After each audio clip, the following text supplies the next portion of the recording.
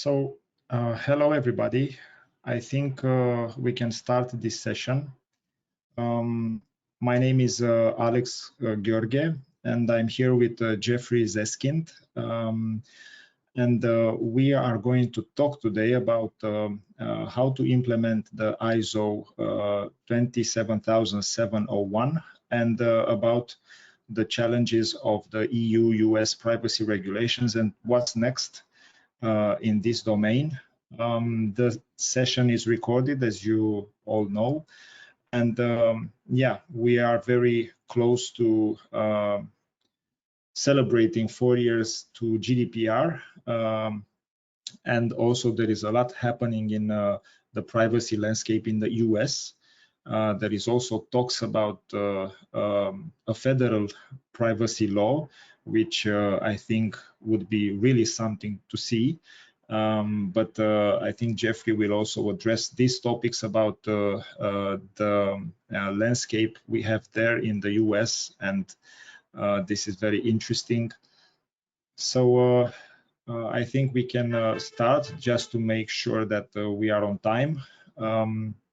This is our agenda for today, and we will take a look at the discussions on the privacy shield.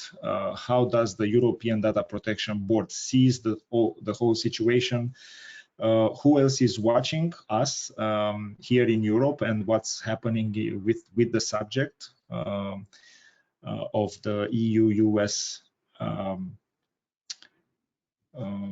Privacy law, and we are also going to have a discussion on the HIPAA considerations, implementation of the 27701 audits in multiple jurisdictions, and some privacy considerations also from the US point of view. To refer further to the privacy shield,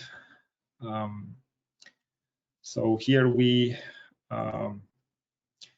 have this situation that started in April 2022, when the European Parliament announced some negotiations that are taking place with the US part for the implementation of a new agreement, Privacy Shield, which is underway. Of course, the US side is expected to accommodate all the issues which were raised by the Schrems II decision.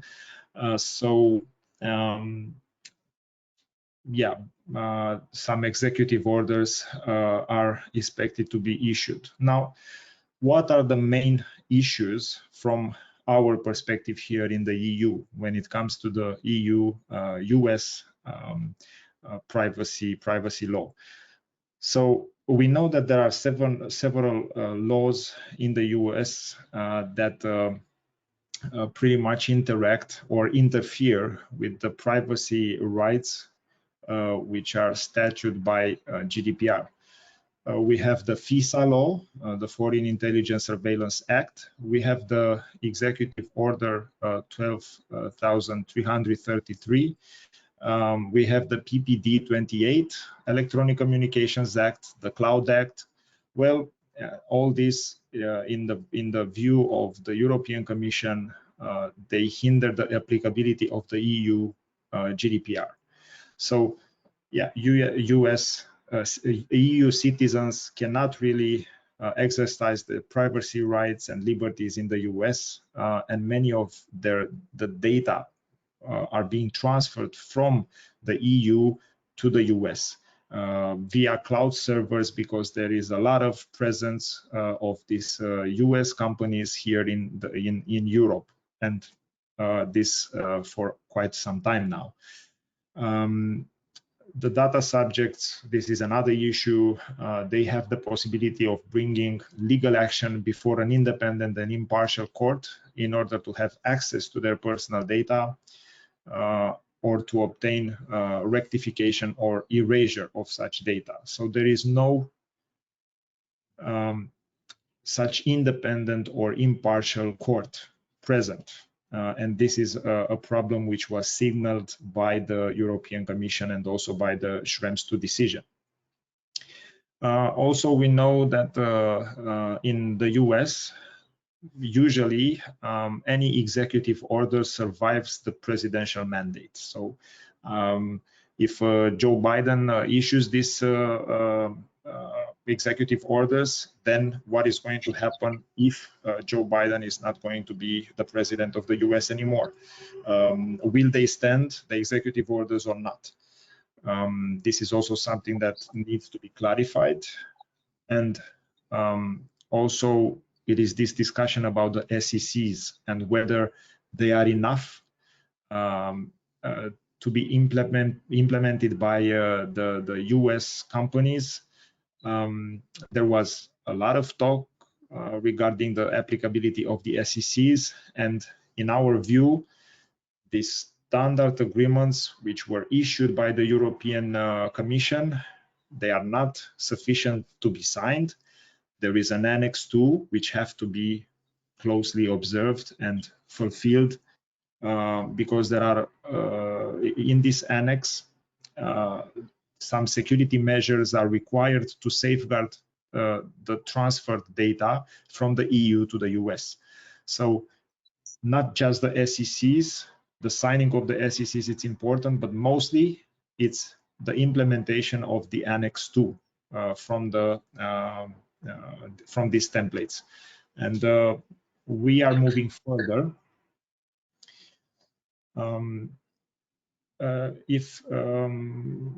We also know that most of the companies they went business as usual.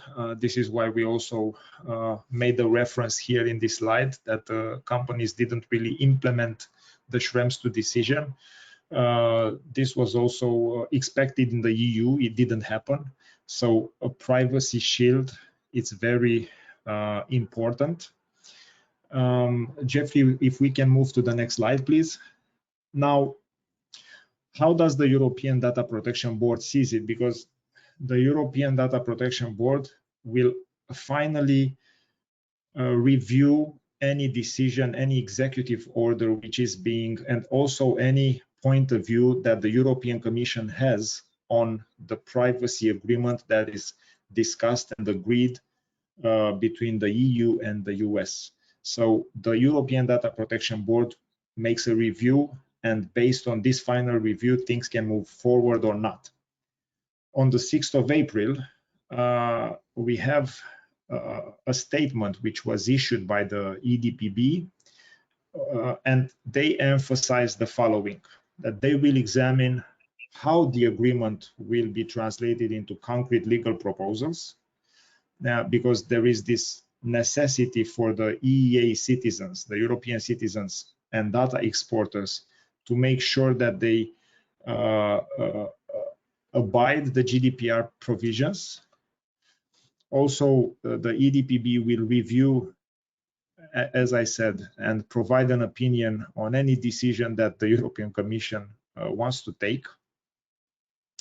And also, the collection of personal data for national security purposes by the US state agencies and authorities is limited to what is strictly necessary and proportionate. This was also a big discussion, still is. We know that there are a lot of state agencies there who watch closely the information which is located in servers in the US, like the NSA, FBI, so on and so forth. So they can they are actually looking at this information, although there was a white paper issued in 2020 from the US government saying that they do not do this. And they are only doing it for particular purposes which have something to do with security, national security purposes, counterterrorism, stuff like that. Well, I'm not saying that is not true. The problem is that the FISA laws and all the laws that there are there really provide no possibility for the EU citizens to exercise their GDPR rights. So the law in Europe has no applicability there, although the data is transferred from EU to the US. Yeah. Also, last but not least, the European Data Protection Board says that any independent organization which is in connection to the EU citizens will have to be closely monitored by the EDPB. So yeah, any new authority which will take part of this mechanism has access to relevant information, including personal data, when they exercise their mission. If they can adopt decisions binding on the intelligence services, well, the ADPB will also consider whether is a judicial remedy against these authority decisions or inactions. So they will very much want this particular independent organization that will make sure the rights of the EU persons are applicable in the US. It's really one which has an authority and decision when it comes to EU privacy law in the US. And last, we will take a look at who else is watching very carefully what's happening. And we can move to the next slide, please, Jeffrey. So we have the none of your business organization, which is based in Austria, in Vienna. So they are the ones who filed the Schrems II complaint. So they are basically waiting, as I said here, for the wrong move. Yeah, there is also a statement which was issued on the 25th of March 2022, right after the EDPB announced, the European Commission announced that they are discussing about this agreement between the EU and US, a new privacy shield. So if you want to see more about it, maybe we can share the slides and you can access this information from this link.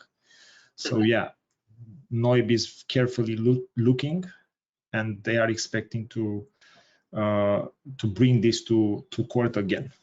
So yeah, it's we will have to wait and see. But this is what we wanted to bring in your attention when it comes to the hurdles from Europe when it comes to this particular agreement. So thank you. Jeffrey, please. Thank you, Alex. I assume you can hear me. Shake your head if you can, hopefully. There you go. Cool. Well, thank you, and thank you for your time. I am Jeffrey Zeskind, and I will be discussing ISO IEC 27701 with a focus on section 5.2.1 in multi-jurisdiction environments. While many of my examples are HIPAA related, the concepts are generally analogous to other laws and other situations. So this graphic was used as a concluding summary page during a context of the organization discussion with one of my multi-jurisdiction clients. I'm sharing it more for the concept and less for the content, since clients and applicable jurisdictions vary.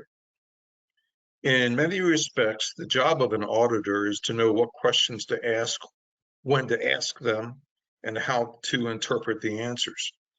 I'm hoping to provide you with examples of some of the nuances that can impact the application of ISO IEC 27701 context of the organization, their controls, and specifically 5.2.1 in multi-jurisdiction environments. If you work with organizations subject to HIPAA, it is beneficial to note that the U.S. agency primarily, but not exclusively, responsible for HIPAA enforcement has officially stated that in the event of a breach or audit, it will go softer and quicker, those are my words, if the entity has adopted and implemented a recognized framework. ISO IEC 27701 and 27001 can address this requirement. California's CCPA, as amended by California's CPRA, has a requirement for a data protection impact assessment. The ISO IEC 27701 paired with ISO IEC 27001 can address this requirement as well. Just as a reminder, ISO IEC 27701 audits are paired with ISO IEC 27001 audits to address security and privacy. This is a slide that addresses some of the terminology. There's overlap in meanings, and there are some differences in meanings, and we can come back to this a little bit later. The most restrictive assumption, one way that some organizations address the different definitions and requirements of multiple jurisdictions is to use the most restrictive approach. This approach applies a unified set of controls to all data without defining the data's context. In short, the most restrictive approach to compliance may be considered, but is still not advised, at least in my opinion, when contract provisions are compatible with multi-jurisdiction aspects. The approach should not be considered when a service contract or privacy security agreement interpretation clause states that all definitions will be interpreted solely in the context of a specific law, such as HIPAA, and that such law will control. This will generally create issues when terms and requirements of multiple jurisdictions differ from that law. In addition, an agreement's non-modification clause that states it is the sole controlling document and no other documents can alter its terms can also result in significant issues. For example, a conflict will exist if a business associate agreement or data processing agreement is different from the service level agreement. So this is the meat and potatoes slide for this presentation. This slide includes some, but not all, of the important questions for the context of the organization discussion for multi-jurisdiction audits. Which controls are applicable? This is a central question for section 5.2.1. The laws and controls that apply to data can be a function of, among other things, the size of the organization, the timing of the audit, the function of the organization, geography, and even the granularity of the data. So addressing the question, which jurisdiction-related rules apply? The size and even the timing of the audit can, in some circumstances, dictate the laws and controls to which the organization is subject. In California, the current CCPA has organization size thresholds that include gross revenue of over 25 million, personal information transactions of 50,000 or more, and revenue of 50% or more from selling personal information. But as they say on the infomercial, wait, there's more. The timing of an audit can impact this context of the organization. As of January 1st, 2023, the original version of CCPA goes away and will be replaced by the CPRA with a number of changes. One such change is that the 50,000 head count threshold for the law will increase to 100,000. Continuing with the context of the organization discussion, the function of the organization can dictate the laws and controls to which they are subject. A medical practice is subject to HIPAA only if it transmits any information in a specific electronic form. Stated another way, Some medical practices may not be subject to all the aspects of HIPAA. Think about that for a sec. A data conversion entity that converts standard data to non-standard data or vice versa is subject to HIPAA as a covered entity. However, not all conversions are the same, so be careful. For example, manual data entry, which is a principle of conversion, may not count as a conversion. Continuing with the context of the organization discussion of 5.2.1 and the data granularity, the data granularity can dictate the laws and controls to which they are subject. For example, under HIPAA, a full 5-digit zip code can be assumed to identify an individual for establishing whether data is PHI, protected health information. However, there are some circumstances where only the first 3 digits of the zip code are necessary to identify the person. Another example of how granularity can impact the laws and controls of an organization is the date of birth. Again, under HIPAA, the complete birth date can identify an individual for the purposes of PHI. However, only the year of birth is necessary to identify an individual if the year indicates they are older than 89 years of age. And geographically, the Texas law that protects individuals' information is any information in the state of Texas.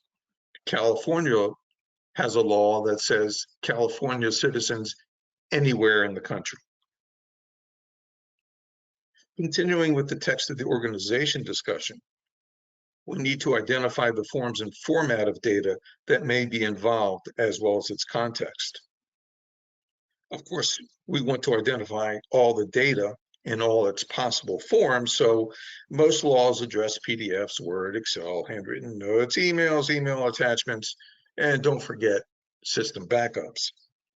But what about videos such as psychiatric sessions and recordings of medical care sessions with children? What about voice or sound? That is not included in many laws, but is included in HIPAA. And what about VoIP, phone messages, voice over internet protocol phone messages? These can be ePHI, electronic form of protected health information. Note that in some jurisdictions in the United States and around the world, this is protected. In others, not so much. Again, continuing with the context of the organization, we also need to identify the data's origin and situation environment. Most privacy laws exclude publicly available information from protected health information or protected information. But we need to know where the data came from to know which laws may apply. A name and a street address, for example, are publicly available pieces of information. In fact, a publicly available list of names and addresses is called a phone book. However, those names on a mailing list from a care provider with no other information needed may be PHI under HIPAA, protected health information. The context of the information can affect the interpretation of a data-related event, such as a breach, as addressed in section 6.13.1.1, among other places. Specifically, an apparent breach of the privacy rule under HIPAA may not actually be a violation if it is protected under a U.S. government waiver. For this discussion, and as an FYI, the most recent waiver was dated May 9th of 2022, very recent. Still talking about the context of the organization in multi-jurisdiction environments, we want to know where the data is located and where does it go, or where can it go? The location of data can become self-evident when the determination is made as to what data is involved. That's pretty straightforward. But where does the data go? Where can it go? That can be more complicated. So data paths are often opportunities to map and even re-engineer processes. In most instances, a third-party process SME is required to assist. Cross-functional process engineering, one of my favorite things to do, can be invaluable to identify, document, streamline supporting data paths and processes. And of course, we need to understand why the data is processed and stored. Simply stated, the periods of data retention depend in part on the type of the data and its purpose. For example, the retention period for HIPAA for non-PHI, such as privacy notices and authorizations, is generally 6 years. However, since U.S. medical record retention requirements are established at the state level, the context of the organization requirements have federal and state components. Some real quick examples. In Florida, physicians maintain medical records for 5 years, but hospitals for 7. In Nevada, healthcare providers are required to maintain medical records for a minimum of 5 years, or in the case of a minor, until that patient reaches the age of 23. In North Carolina, hospitals must maintain records for 11 years and information for minors until they reach the age of 30. We need to know where we have the data and what we're doing with it. Relative to access and storage, be aware of legal holds, as they can impact audit results if not noted properly. This is very common in the United States. With whom is the data associated? There are a number of groups that have extra special sensitive data. They have their own requirements, and that can also depend on jurisdiction. Some examples of that are children, individuals with substance abuse history or dependency, individuals in the criminal justice system, individuals with security clearances.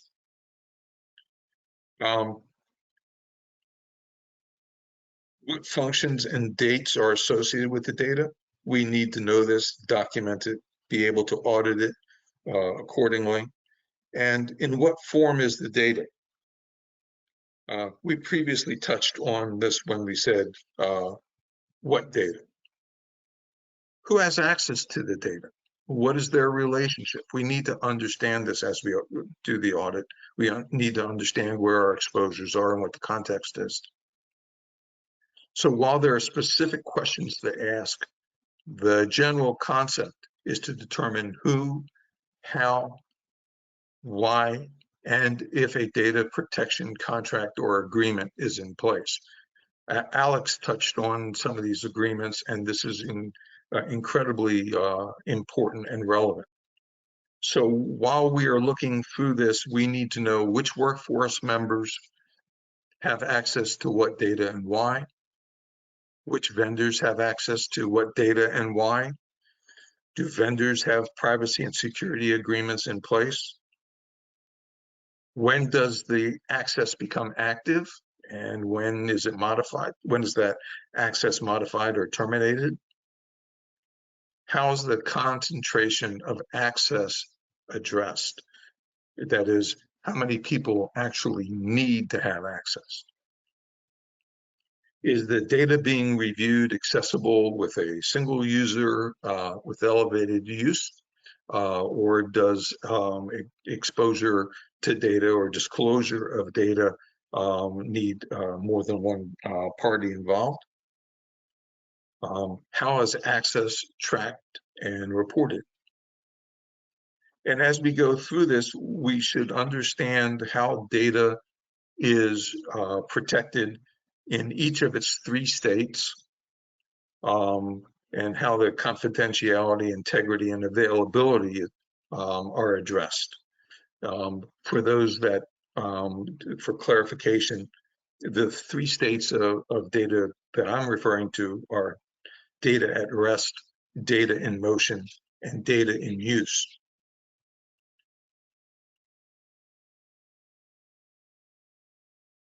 So in practice, we need to identify, obviously, who the auditor is, the lead, any internals, third-party SMEs can be incredibly important. We need to determine the type of the audit, whether it's a surveillance audit or not, and the timing, and identify the data parameters, which we just went through pretty quickly. We need to identify contractual, insurance, and other obligations that we have for that data, and what requirements, who will receive a copy of the audit, etc. We conduct the audit. There's remediation, and most of all, we document, train. Those are really incredibly important for us to note.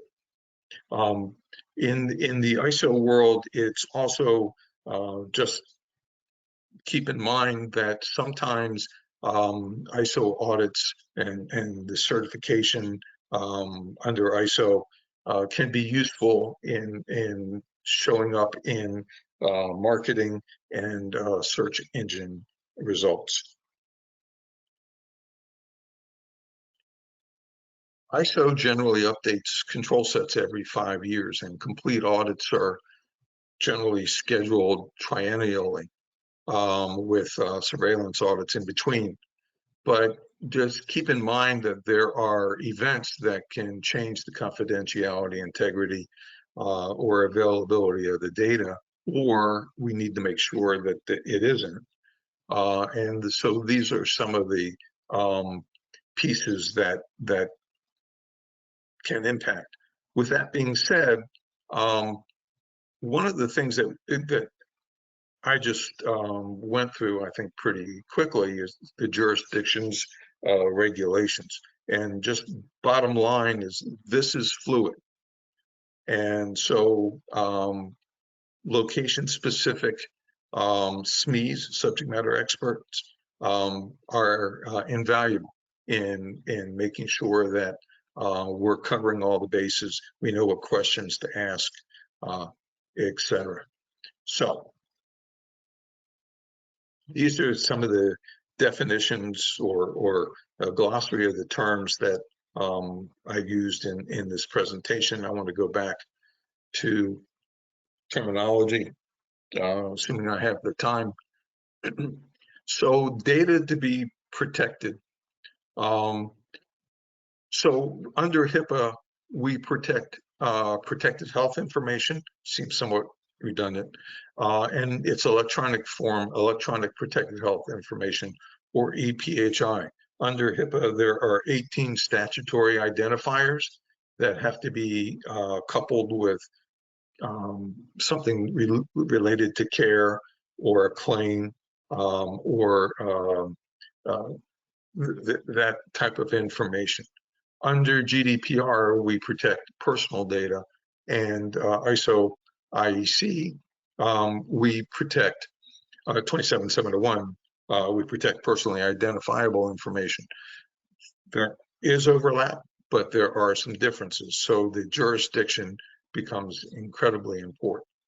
The data owner is somewhat similar across the board, except we get into HIPAA, where the data owner is one of 3 types of entity. It's a covered entity or a business associate. Usually it's the covered entity, and there are 3 types of covered entities, and that's the care provider with electronic filings or transactions, a group health plan, or a HIPAA clearinghouse. The term that is probably the most similar across the board is a business associate, and data processor, and a PII processor. Those terms are not completely interchangeable, but are very, very similar. In all of the laws and in all of what we're dealing with, we need to have data protection agreements. Under HIPAA, it's a business associate agreement. In GDPR, it's a data processing agreement. ISO IEC 27701, it's a customer agreement. They are different, and you can have different types of information in these agreements. We have the data protection assessment, which is pretty much the same across the board. If we do HIPAA right, we're doing privacy and security, and with 27701, we're doing privacy, and with 27701 and 27001, we're doing privacy and security, and same with GDPR. So that is what I have to say for today. Hopefully you got something. I know I went fast. Hopefully it was meaningful. Thank you very much, Jeffrey and Alex, for the valuable information that you shared with us today. PCB offers training and certification courses, which will show your dedication in implementing and managing information security and privacy-related frameworks. And most importantly, you will get recognized worldwide. Now, without further ado, we'll go ahead and take some time to answer some of the questions from the attendees today. The first question from the attendees is, could you talk about the potential illegality of Google Analytics? Yeah, if I can start in regards to Google Analytics. Yes, sure, Alex. So Google Analytics, it's considered to be a third-party cookies. This means that when we implement these cookies on the browser, and from what we've seen, in most of the cases, developers that develop a certain website, they just implement the cookies, the Google Analytics cookies by default. They don't ask nobody. And the data privacy officers are not introduced into any discussions as from the beginning of the construction, the building of the website, to discuss whether the cookies are really necessary or not. We know that through these cookies, there are a lot of personal information collected, and they are being sent to US-based servers. So starting with the opinion that we had from the Austrian Data Privacy Authority, these cookies, they were ruled as being illegal from a GDPR point of view, and there was also a reply from Google that made a new version of cookies available, which is cookie version number 4, the Google Analytics cookies number 4. The current version is number 3, and they call them universal cookies. So in most of the cases, this is what most of the websites have now implemented on the browser, the universal cookies, so the version number 3. To move to version number 4, which Google says it's more privacy, yeah, they consider it to be in compliance with GDPR. You have to go through a detailed guideline, which is available on the Google website. Actually, I'm going to, after I finish my answer, I'm going to send you via Albana also this link to the detailed Google Analytics number 4 cookies and how you can implement it. However, the necessity of these cookies really has to be discussed before you build a website. In most of the cases, as I said, the developers place the cookies there, they drop it in the browser, but there is no one actually to take a look at the analytics and the reporting which is extracted by these cookies. So whether they are there or not, it doesn't really make a difference, although from a GDPR point of view, they are illegal. So There is an ongoing discussion, but in the EU, more and more data privacy authorities are lining up against the use of Google Analytics. We have also the authority from France, which has a very strong position against Google Analytics, together with the Austrians who started all this. Also, there are additional 3 authorities which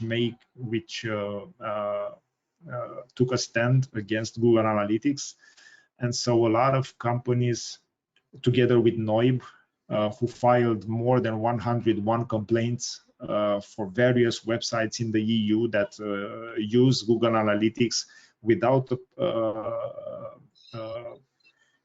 offering a privacy, some privacy controls which are compliant with GDPR.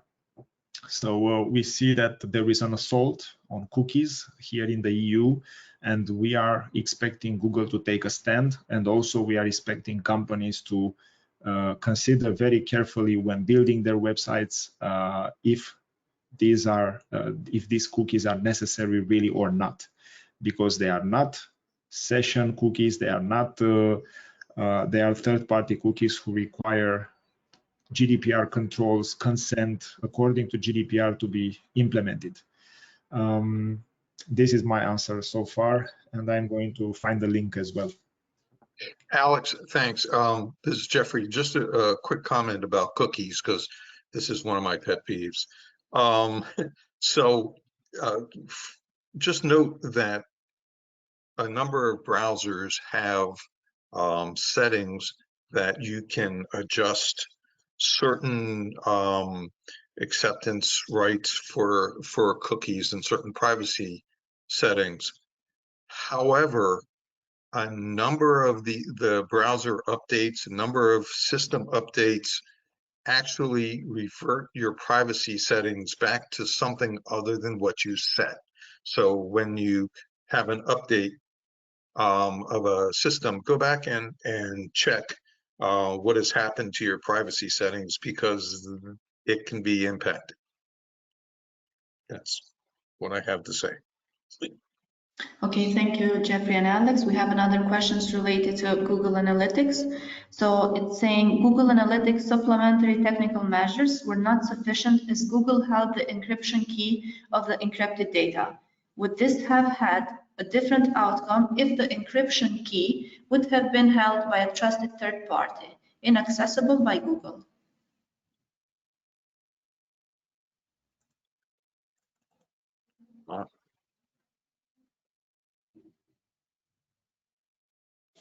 Good question, and it's a very technical question. I am a lawyer.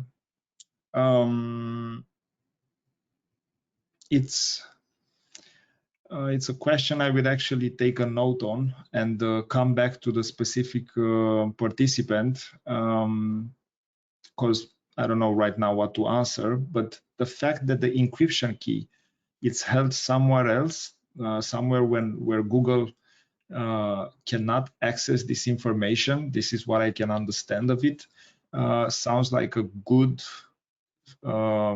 security measure, although this would have to be addressed to IT security people. However, I will take a note on the question, and I will come back if we can keep in contact somehow with the participant. I would be glad to discuss some more. Okay, thank you. We'll continue to the next questions. How trackers on websites should be considered when it comes to data protection?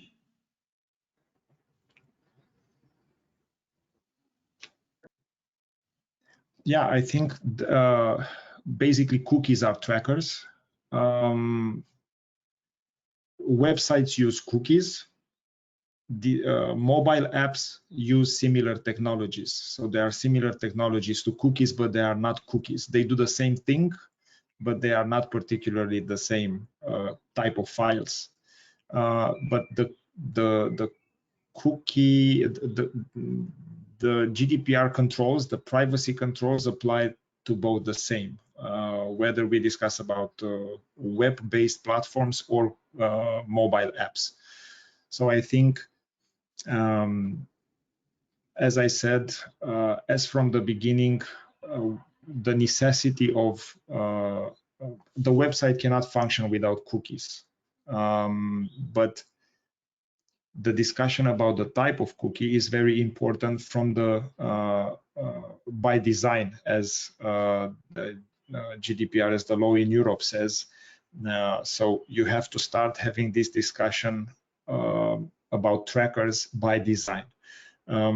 What type of trackers do we use? It's third-party trackers. Then who implements these particular trackers? It's our partners who implement these trackers on our website. We have to provide information about who these partners to the users, who these partners are, what type of cookies they use, and also make sure that sensitive information is not being used. And we can offer, we have to offer to the user the whole set of privacy related rights they have. They can exercise these rights. So we need to have this discussion as well with our partners. So this would be the first questions I would have when it comes to securing controls on cookies. Also, have a cookie policy which describes the purpose of the cookie, the lifespan of the cookie, the cookie name, because whoever looks into the browser, they have to be able to identify that that particular file, it's a cookie, and they also have to have available means to delete those cookies when they are browsing to the website. So I think this would be the first ones which come to my mind. Thank you, Alex. The next question is, what is the actual status of transatlantic data privacy framework EU-U.S? Is it just a concept, or is it obligatory? Right now, it's a discussion. The framework has to be written. We are looking at several months for this particular document to be written. It's all political, of course. So the relation between the EU and the US, especially considering the Ukraine war, now it's very important when it comes to transfer of data. One of the biggest points in the last meeting between the US presidency and the EU leaders, they brought this discussion, and following the meeting, this was announced, the discussion on the EU-U.S. privacy regulation. So I think it's a concept right now. We are expecting for the first draft, and this is where we are now. But it's political, and the good thing about these webinars is that you can actually express your opinion. I personally actually want to see it implemented, because following Schrems, there was a lot of legal void. And we had to come up with ways, I mean the privacy specialists who are very close to clients, to companies, and to both the companies and the data subjects. Nobody knew actually what to do. I tried to discuss with the authority from Romania to see what is their view on implementing cookies.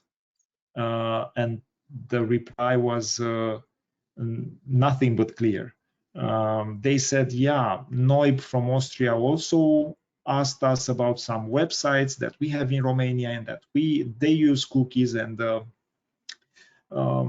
we are dealing with this request right now, but we don't know exactly what to tell you. So they didn't really have an opinion, although we have already 5 data privacy authorities in Europe who align against the use of cookies because of the data transfers which is being made from EU to the US with having these trackers. So and by means of these trackers. So this is it's now a concept, but I can hardly wait for this law to be finally here. And then, of course, we would have to get to NOIB.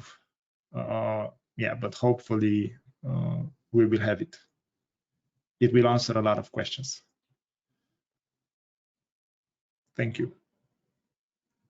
Thank you, Alex. Okay, the last one I believe is for Jeffrey. Can you please apply ISO 27701 without being ISO 27001 certified? I believe the question is, can you do 27701 without 27001? Yes, that is a question.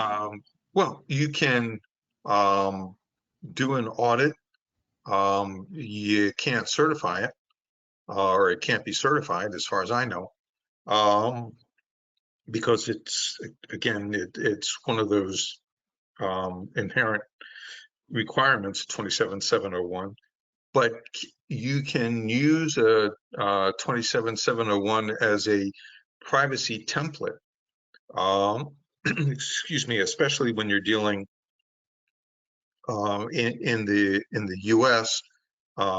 Solely to understand where someone or where an organization is for privacy, but you're not going to pull the two apart in the certification process. You're going to, it's basically for 27701 certification, you're going to get 27001 certification in addition to. So that's, but you can do it, but it's not, you can't get it certified. Okay, thank you very much.